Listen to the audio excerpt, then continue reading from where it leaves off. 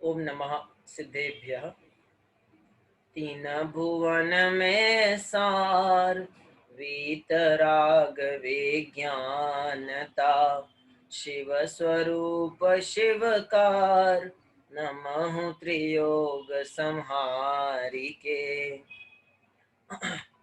पंडित दौलत राम जी रचित छठाला ग्रंथ के आधार से हमारी चर्चा यहाँ पे चल रही है।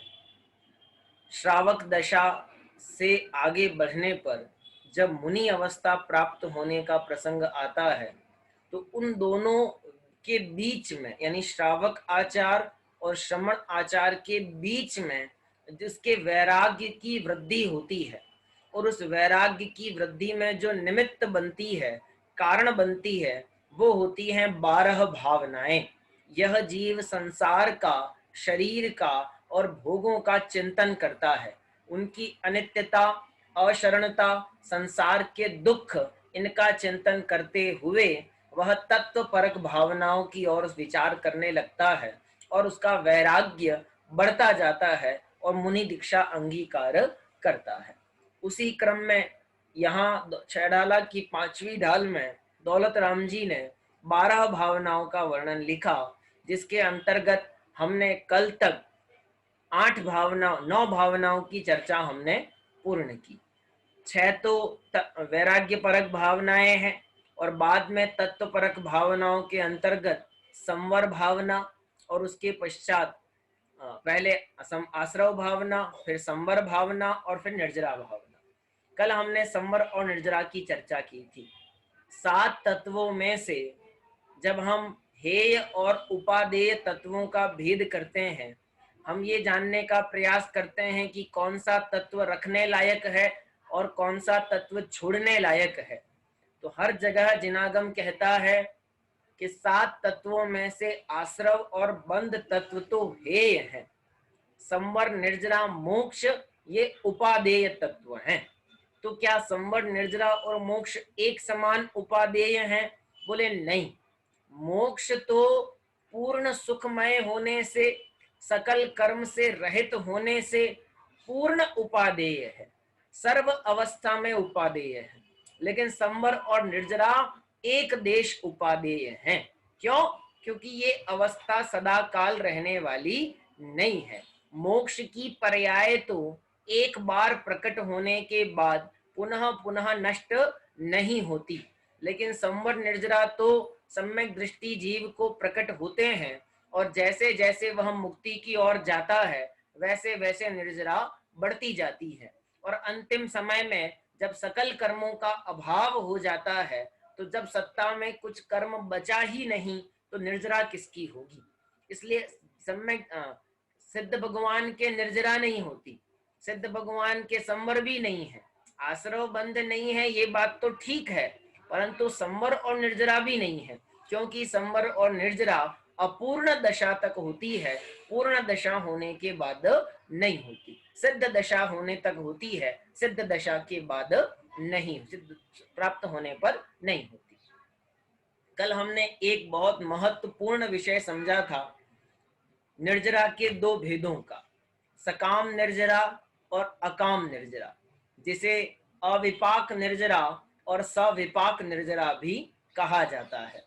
अकाम बराबर सविपाक और सकाम अर्थात बराबर अविपाक। थोड़ा सा शब्दों को ध्यान से समझना चाहिए। विपाक का अर्थ होता है फल, जो हमने कल चर्चा की थी। उदय, जो कर्म हमारे साथ बंधे हैं और हमको उदय में आएंगे, फल देंगे और फिर छोड़ के चले जाएंगे, ये तो सविपाक निर्जरा हो गई कि कर्म उदय में आया, उसने हमको फल दिया और फिर वो चला गया। इसमें हमारा क्या कर्तव्य है? ये निर्जरा तो सहजपने हो रही है, हमको तो कुछ करना नहीं पड़ रहा। अरे हमें छोड़ो, 4 गति 84 लाख योनि में जितने जीव बैठे हैं सबको सविपाक निर्जरा प्रति समय हो रही है, पर समय प्रति समय हो रही है। क्यों? क्योंकि प्रति समय 8 कर्मों का उदय जीव को चल रहा है, उदय 8 कर्मों का चल रहा है और वो 8 कर्मों का उदय प्रति समय आता है और पुराना पुराना कर्म जड़ता जाता है, खिरता जाता है। जैसे पेड़ पर लगा हुआ पत्ता अपना योग्य काल आने पर स्वयमेव गिर जाता है, ऐसे ही कर्म अपना उदय दे करके जीव के साथ नहीं रहता, वो खिर जाता है, छोड़ देता है। इसको क्या लिखा, अकाम निर्जरा। क्या काम की वो निर्जरा तेरे, कि जिस निर्जरा से तुझे कुछ प्राप्ति तो ना होवे, तेरे करने का कोई फल तो ना निकले, तू कितनी भी मेहनत करे परंतु मिलना तो उतना का उतना ही है। देखो बहुत विचारने की बात है। एक बाल्टी भर, बाल्टी हमने कुएं के अंदर डाली, एक बाल्टी, और उस बाल्टी को कुएं में डालने के बाद हमने उसमें पानी भर के खींचा, तो कितना पानी निकल के बाहर आएगा, कि सीधी सी बात है एक बाल्टी। अच्छा कोई आदमी 1 घंटे में निकाले तो भी एक बाल्टी, कोई आदमी फटाफट रस्सी खींच के जल्दी जल्दी निकाल ले तो भी एक बाल्टी। क्यों ऐसा, क्योंकि उस बाल्टी की जो कैपेसिटी है, जो लिमिट है, वो उतनी है। अब आप शीघ्र करो कि धीरे धीरे करो, बाल्टी भर पानी ही तो निकलना है ना। ऐसे ही सत्ता में पड़े हुए कर्म प्रति समय खिरते जा रहे हैं, तो उससे ऐसा समझना कि जितने कर्म प्रति समय खिरने हैं वे तो खिरेंगे ही खिरेंगे, उसका तो कुछ नहीं हो सकता।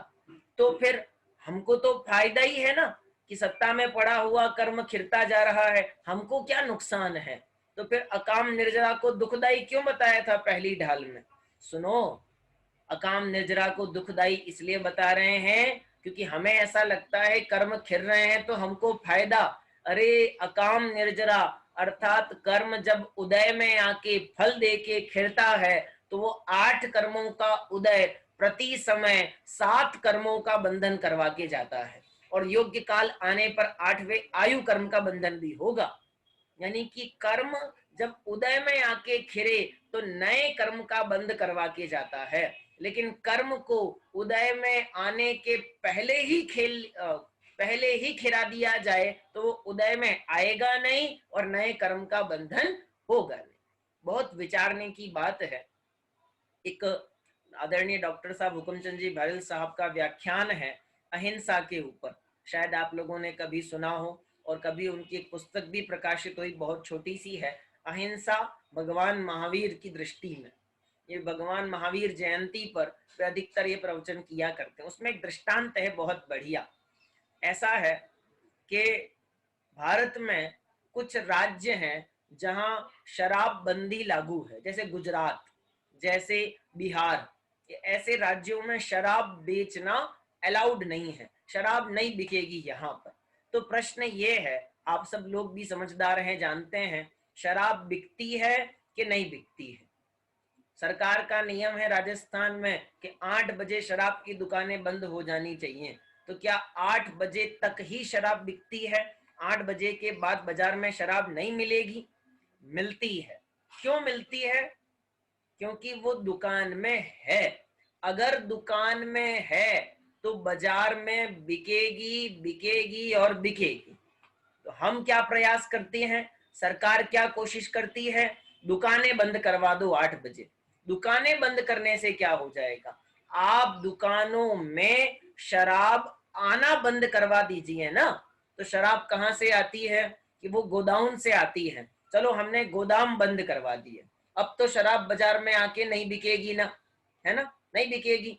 तो कहते क्यों नहीं बिकेगी, जब फैक्ट्री में शराब बनेगी तो गोदाउन में तो आएगी, और गोदाम में आएगी तो बाजार में आएगी, दुकानों पे बिकेगी, लोग पिएंगे, नशा चढ़ेगा, और ये लूट लगाट सब कुछ होता रहेगा, बवालबाजी चलती रहेगी। तो अब ये अगर लोगों के जो ये वहशीपना है, जो ये लोगों का लूटपाट है, इसको बंद करना है तो किसको बंद करें? लोगों को जागरूक करिए सबसे पहले कि शराब मत पीजिए, पर वो बाजार में आएगी, लोग देखेंगे तो वो तो पिएंगे ही पिएंगे। तो चलो शराब की दुकानें बंद करवा देते हैं, उससे भी क्या हो जाएगा, अगर बाजार में गोदाउन में शराब आएगी तो वो बाजार में तो बिकेगी, तो गोदाम बंद करवा देते हैं। गोदाम बंद करने से भी क्या होगा, अगर फैक्ट्री में उत्पादन हो रहा है तो बाजार में वो शराब आएगी, आएगी और आएगी, माथे में चढ़ेगी, नशा करेगी और नुकसान होगा।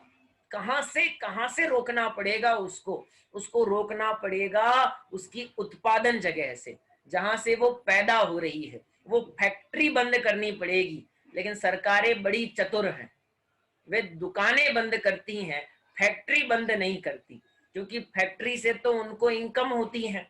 इसलिए फैक्ट्री बंद करने का प्रयास कोई नहीं करता और दुकानें बंद करने लगते हैं। जिन राज्यों में शराब बंदी लागू है, उन राज्यों में ज्यादा शराब बिकती है और ज्यादा महंगी कीमत पे बिकती है। कारण क्या है? कारण यही है। अब समझने का प्रयास करें। हमें ऐसा लग रहा है कि बाहर में निर्जरा हो रही है तो उससे हमारा काम हो जाएगा। अरे नहीं होगा। क्यों नहीं होगा? क्योंकि इधर निर्जरा हो रही है और प्रति समय नया नया नया नया बंद भी साथ साथ चालू है। जब तक नया बंद होता रहेगा तब तक आप पीछे निर्जरा करते जाओ, उससे क्या फर्क पड़ना है? तो इसलिए क्या करना पड़ेगा? पहले नए कर्म का आना रोकिए, पहले फैक्ट्री को बंद करिए और फिर क्या करो? फिर जो बचा हुआ माल है उसको खाली कर दो, तो आपका गोदाम क्या हो जाएगा? खाली हो जाएगा। यही विधि है, यही उपाय है मोक्ष प्राप्त करने का। इसीलिए मुक्ति के मार्ग में सकाम निर्जरा अर्थात अविपाक निर्जरा को स्थान दिया गया, अकाम निर्जरा अर्थात सविपाक निर्जरा को स्थान नहीं मिला। मैंने कल भी एक पंक्ति पढ़ी थी आदरणीय कवि मंगत राय जी की, पहली सबके होए नहीं सरे कुछ काम तेरा, दूजी करे सुद्यम करके मिटे जगत फेरा। पहली निर्जरा तो सबके होती है, उससे तेरा कुछ भला होने वाला नहीं है। लेकिन अगर दूसरी करता है मेहनत करके, कोशिश करके, तो तेरा कुछ काम हो सकता है। देखो बहुत विचारणीय बातें हैं। दिन में कितने घंटे होते हैं? 24 घंटे। सबके लिए 24 ही होते हैं कि किसी के लिए कम ज्यादा भी हो सकते हैं। जो लोग दुनिया में अमीर बने, बड़े बड़े वैज्ञानिक बने, बड़े बड़े इंजीनियर बने, कोई राष्ट्र का राष्ट्रपति बना जिसने बहुत मेहनत करी और आईएएस ऑफिसर बना, तो उन लोगों के लिए दिन में कितने घंटे थे? 24 घंटे। और हमारे लिए कितने घंटे हैं? 24 घंटे। उन्होंने उन्हीं 24 घंटों में कुछ ऐसा काम करके दिखाया कि वो सफल हो गए, और हम उन्हीं 24 घंटों में उतना कोई काम नहीं कर पा रहे। समय नहीं बढ़ा सकते हम, किसी को 24 घंटे से 25 घंटा नहीं दे सकते। सरकारें आरक्षण दे सकती हैं लेकिन दिन का समय नहीं बढ़ा सकती। तो 24 का 24 घंटे, सफल के लिए भी 24, असफल के लिए भी 24। मतलब इस बात से है कि आपने उन 24 घंटों का उपयोग कैसा किया, किस रीति से किया, इस पर निर्भर करता है कि आप सफल होंगे कि असफल होंगे। इसलिए हमें अपने जीवन का बहुत समझदारी से प्रयोग, अपने मनुष्य पर्याय के प्रत्येक समय का प्रयोग, उपयोग बहुत सावधानी से करना चाहिए। आंख, नाक, कान, हाथ, मुंह, ये सब इंद्रियां, शरीर, संयोग, भोग, ये तो सबको मिले हैं। जितने मनुष्य गति में है सबको मिले हैं, इसमें क्या बड़ी बात है? परंतु मनुष्य पर्याय में आकर के जिन्होंने कोई अभूतपूर्व काम किया, जिसको दौलत राम जी ने क्या लिखा था परिढाल में, धनी धन्य है जे जीवन भव पाय यह कारज किया, तिन्हीं अनादि भ्रमण पंच प्रकार तजीवर सुख लिया। कौन है जीव धन्य? वे जीव धन्य हैं जिन्होंने मनुष्य पर्याय प्राप्त करके ऐसा कोई काम किया कि जिससे पुनः चार गतियों में भ्रमण नहीं हो। ये निर्जरा भावना का स्वरूप है। अब आगे चलते हैं। 9 भावनाओं की चर्चा जब यहाँ पूर्ण हो गई तो अब 10वीं भावना यहाँ आती है, जिसका नाम है लोक भावना। लोक भावना अपन चर्चा करें उसके पहले अपन इस बात को समझें कि हमने जब वैराग्य परक भावनाओं की चर्चा की थी तब एक भावना आई थी संसार भावना, तीसरे नंबर पे, और यहाँ 10वें नंबर की भावना आ रही है लोक भावना। क्या फर्क है दोनों में? संसार और लोक क्या दोनों अलग अलग हैं कि एक ही बात है? हम जब शब्दों के अर्थ समझते हैं तो हमें ऐसा पता चलता है कि संसार कहो कि लोक कहो, सब एक ही तो बात है। जगत कहो, सृष्टि कहो, कुछ भी कहो उसको, सब एक ही तो बात है। तो यहाँ जब भावनाओं में दोनों को शामिल कर दिया, संसार भावना भी लिखी और लोक भावना भी लिखी, तो हमें ये मन में प्रश्न खड़ा होना चाहिए, क्या ये दोनों विषय एक ही हैं कि दोनों अलग अलग हैं? अगर दोनों एक ही हैं तो एक ही बात को एक बार में दो दो बार क्यों समझाया? संसार भावना में भी कह रहे हो और लोक भावना में भी कह रहे हो। नहीं, दोनों अलग अलग हैं। कैसे अलग अलग हैं? इसके लिए पहले हमें संसार और लोक की परिभाषा को समझना चाहिए। किसे कहते हैं संसार? संसार बराबर संसरति इति संसारः। जो भ्रमण है, जो घूमना है, जो 4 गति 84 लाख योनि में यह जीव चक्कर लगाता है, उसका नाम है संसार। 4 गति, देव मनुष्य तिर्यंच नरक, इन 4 गतियों में जो इसका चक्कर चालू है उसका नाम क्या है? संसार। और लोक किसे कहते हैं? जो ये 14 राजू का लंबा, 7 राजू का गहरा, वो जो आकार हमको दिखता है ना, कैसा? 14 राज उतंग नभ, लोक पुरुष संठान। उदरदास ने लिखा है, कितना प्रमाण लिखा?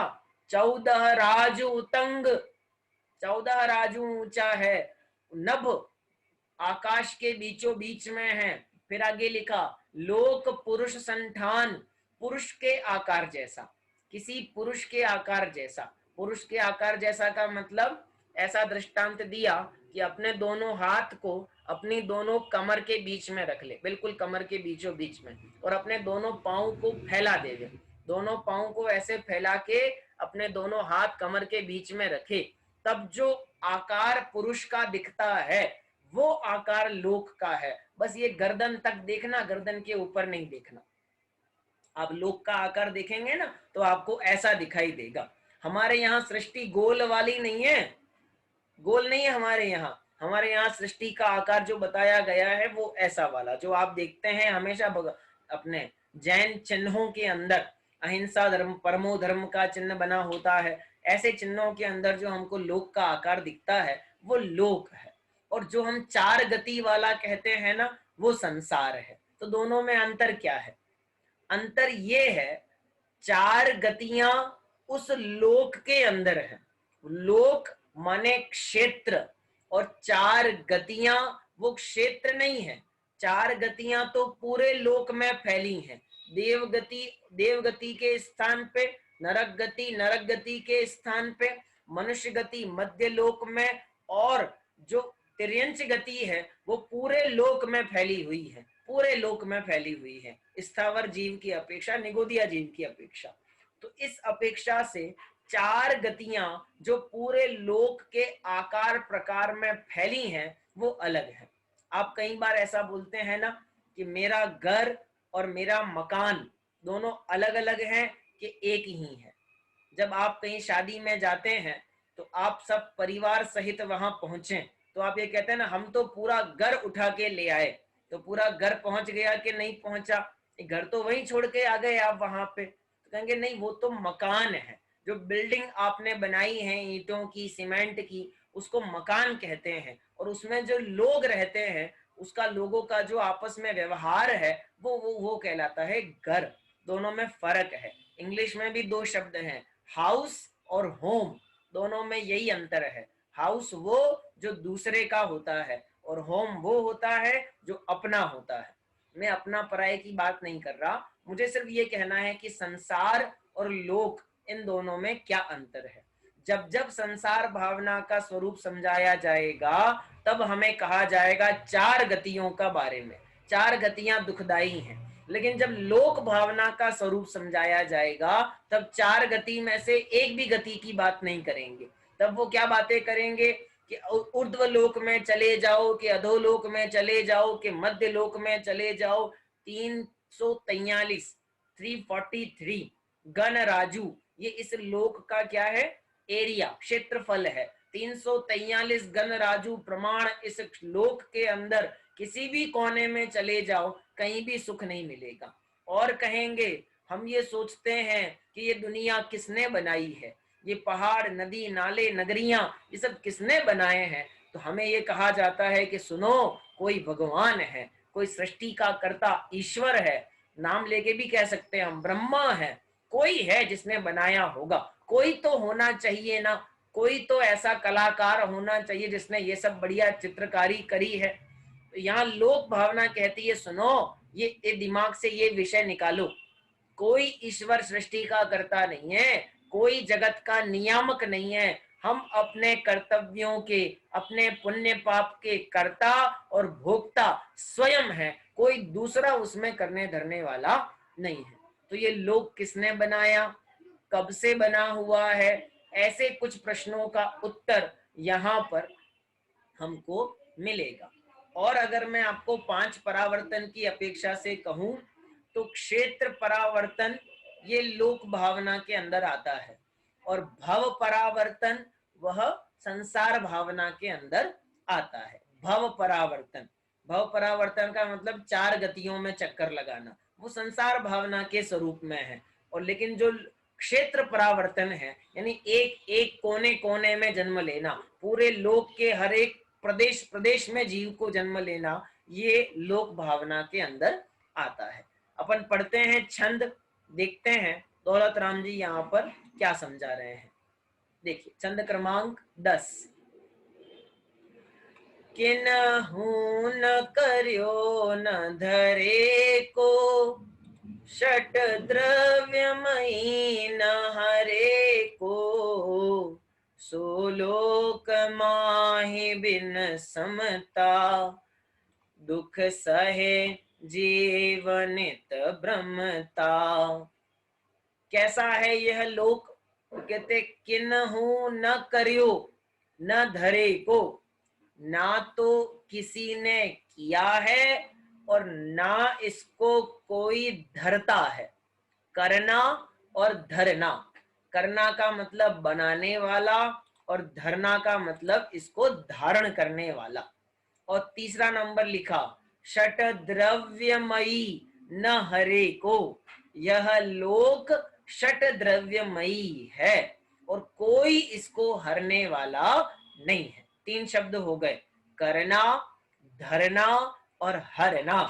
सीधी भाषा में कहूं तो पहला नंबर बनाना, दूसरा नंबर पालन करना और तीसरा नंबर विनाश करना।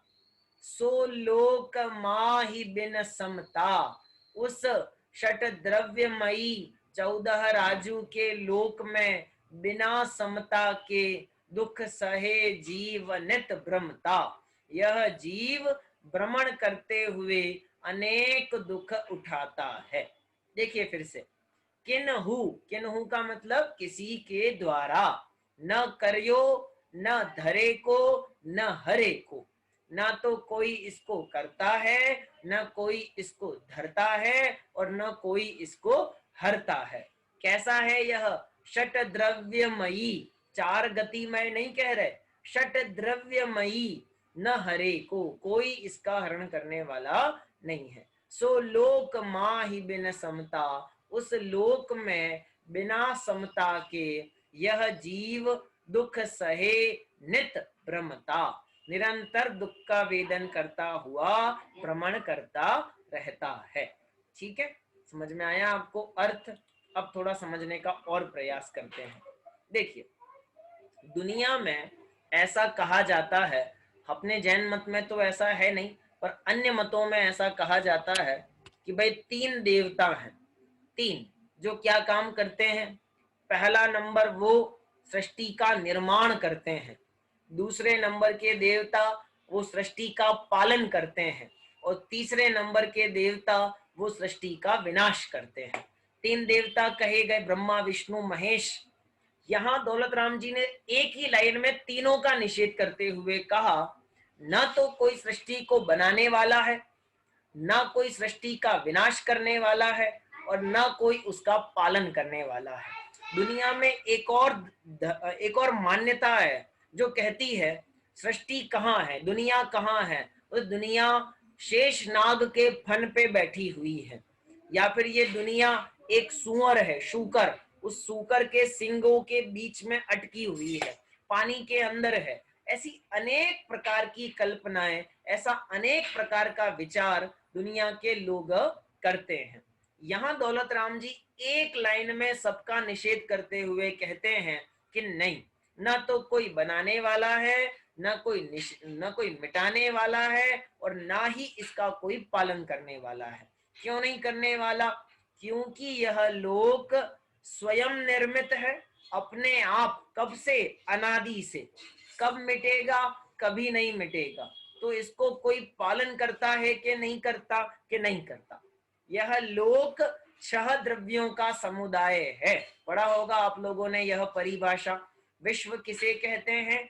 6 द्रव्यों के समूह को विश्व कहते हैं। तो 6 द्रव्यों में से कौन सा द्रव्य किसी ने बनाया है? मैंने एक बार पहले भी ये चर्चा की थी। ईश्वर या कोई भगवान इस जगत का कर्ता धर्ता हरता नहीं है, कोई नहीं, हो भी नहीं सकता। बहुत मार्मिक चर्चाएं हैं।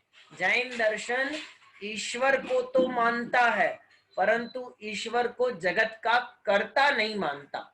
हम भगवान मानते हैं, पर भगवान को हमारे सुख दुख का कर्ता धर्ता भोगता हरता नहीं मानते। ये अंतर है अन्य मतों की मान्यताओं में और हमारी मान्यताओं में। कैसा है यह लोक? ना किसी ने बनाया है और ना किसी ने, ना कोई इसको पालन करने वाला है और ना इसको कोई मिटा सकता। एक शब्द जिनागम में आया है स्वयंभू। प्रत्येक द्रव्य को स्वयंभू शब्द से बुलाया प्रवचन सार में आचार्य कुंद देव। स्वयंभू भी कहते हैं। स्वयंभू अर्थात वो स्वयं उत्पन्न होता है, स्वयं उसकी पर्याय परिणमित होती है, कोई द्रव्य किसी के आश्रित नहीं है। कैसा है यह लोक? स्वयं स्वाधीन व्यवस्था वाला है। किसी के ऊपर हमारा कोई आक्षेप, कोई हमारा उसके ऊपर हस्तक्षेप नहीं चलता। और समझिए, अगर हमारे पास में समता नहीं है, समता नहीं का मतलब, समता का अर्थ हमने सामायिक प्रतिमा के अंदर भी समझा था।